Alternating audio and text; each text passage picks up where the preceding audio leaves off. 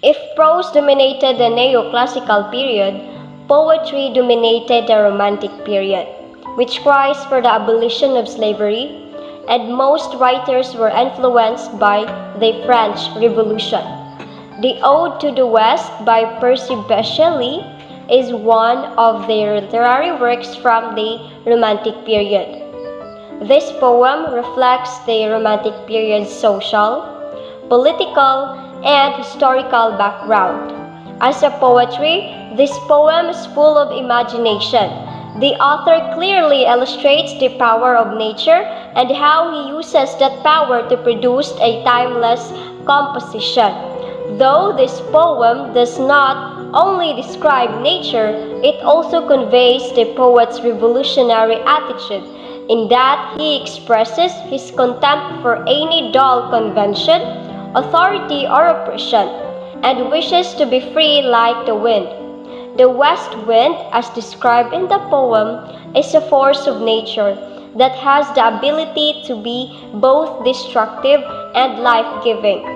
Although the wind is destructive in the sense that it can cause deadly storms or signify issues in our lives, the poet celebrates it. Why? Because it is essential for one's character development and evolution. Life is boring without problems, and there is no rebirth without death, according to the poet. As a result, the west wind plays an important role in conveying the deeper meaning of the poem. Thomas Gray's Elegy, written in a country churchyard, is another work from the Romantic period. It's an elegy or a poem that mourns the deceased, as the title indicates.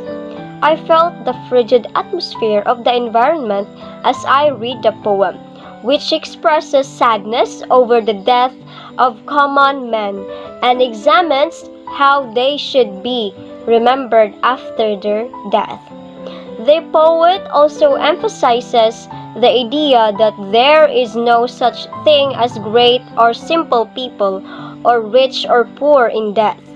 In the occurrence of death, everybody is equal, and that death, among all the things that are promised to come, will surely happen to each one of us at unexpected time.